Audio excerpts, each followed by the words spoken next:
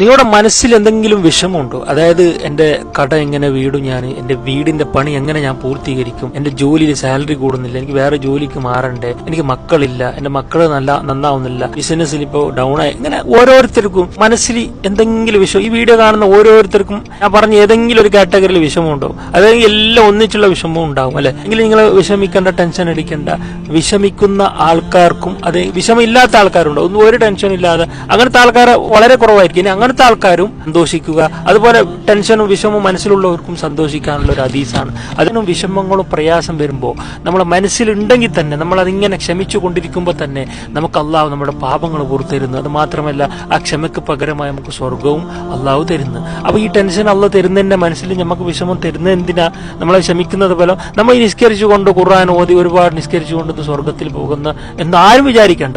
പരീക്ഷണങ്ങളിൽ ഇങ്ങനെ അതാണ് അള്ളാഹ് പറഞ്ഞത്, നിങ്ങളുടെ മുൻഗാമികൾക്ക് കൊടുത്ത പരീക്ഷണത്തിൽ നിങ്ങൾക്കും അതേപോലെ പരീക്ഷണം ഒന്ന് ക്ഷമിക്കാതെ ഒരുത്തനും സ്വർഗത്തിൽ പോകുമെന്ന് നിങ്ങൾ വിചാരിക്കണ്ട. വേറൊരു ഹദീസ് ഉണ്ട്, ഒരു മുസ്ലിമിന്റെ കാലിൽ തറക്കുന്ന മുള്ളിന്റെ വേദന സഹിച്ചാൽ പോലും ആ കാരണത്താൽ അള്ളാഹു അവന്റെ പാപങ്ങൾ പുറത്തു കൊടുക്കുന്നുണ്ടെന്ന്. അതായത് മരത്തിൽ നിന്ന് ഇല ഇങ്ങനെ വീഴുന്നോ ഉതിർന്ന് വീഴുന്നത് പോലെ അവന്റെ പാപങ്ങൾ അള്ളാഹു പുറത്തു കൊടുക്കുന്നു പറയുമ്പോൾ അതൊരു ചെറിയ വേദനയല്ലേ മുള്ളു തറക്കുമ്പോൾ? അപ്പൊ നമ്മൾ കാലാകാലം നമ്മളെ ശരീരത്തിൽ എന്തെങ്കിലും വേദന, ഓരോരുത്തർക്ക് ഊരുവേദന, അതുപോലെ നടുവേദന, അതുപോലെ മൂത്രത്തിന്റെ കല്ലിന്റെ വേദന, കിഡ്നി സ്റ്റോൺ, അങ്ങനെ ഒരുപാട് യൂറിക് ആസിഡിന്റെ അങ്ങനെ സഹിക്കുന്ന ഒരുപാട് ആൾക്കാർ. അപ്പൊ അവർക്കൊക്കെ പ്രതിഫലം എത്രയായിരിക്കും? അവരിങ്ങനെ സഹിച്ചുകൊണ്ടേയിരിക്കുകയാണ്. ഒരിക്കലും മുള്ളു തറച്ചാൽ തീർന്ന് അങ്ങനെ സഹിച്ചുകൊണ്ടേയിരിക്കുമ്പോൾ അവന്റെ പാപങ്ങൾ അള്ളാഹ് എത്ര പൊരുത്തപ്പെടും?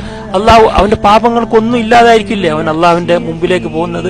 അപ്പൊ അതും വലിയൊരു അനുഗ്രഹം തന്നെയല്ലേ? അതാണ് അൽഹംദുലില്ലാ എന്ന് പറയേണ്ടത്. നമ്മളൊരു വിശ്വാസി, അള്ളാഹുവിൽ വിശ്വസിക്കുന്ന ഒരാൾക്കും ഒരു ടെൻഷനും വരാൻ സാധിക്കില്ല. എങ്ങനെ സാധിക്കും? വിഷമം വരുമ്പോൾ അത് അള്ളാഹുവിന്റെ പാപങ്ങൾ പൊറുക്കും. സന്തോഷം വരുമ്പോൾ നമ്മൾ കൂടുതൽ നിസ്കരിക്കാനും ശുക്ർ ചെയ്യാൻ പോകുമ്പോൾ അതിന്റെ പാപങ്ങൾ പുറത്തിരുന്നു. അൽഹംദുലില്ലാ എന്നാണ് നമ്മൾ പറയേണ്ടത്. പ്രയാസങ്ങൾ ക്ഷമിക്കാനുള്ള ഒരു മനസ്സ് നമ്മൾ എടുക്കണം. അങ്ങനെ ക്ഷമിക്കുമ്പോഴാണ് നമുക്ക് സ്വർഗം കിട്ടുന്നത്. മനസ്സിലാക്കി ഈ വിഷമം അള്ളാഹ് തരുന്നത് എന്തിനാണ്? എന്നെ പരീക്ഷിക്കാൻ വേണ്ടി, എനിക്ക് സ്വർഗം എളുപ്പമാക്കാനാണ്. അങ്ങനെ ക്ഷമിക്കുന്നതോടുകൂടി നമ്മൾ നിസ്കരിക്കുകയും ഖുർആൻ ഇങ്ങനെ ഓതിക്കൊണ്ടേയിരിക്കുക ആ ക്ഷമയോടുകൂടി. അല്ല ടെൻഷൻ അടിച്ച് ഇങ്ങനെ വെറുതെ ഇരുന്നിട്ട് നമ്മൾ അതിനെ കുറ്റം പറഞ്ഞാൽ നമുക്ക് ഒരിക്കലും ആ പ്രതിഫലം കിട്ടില്ല.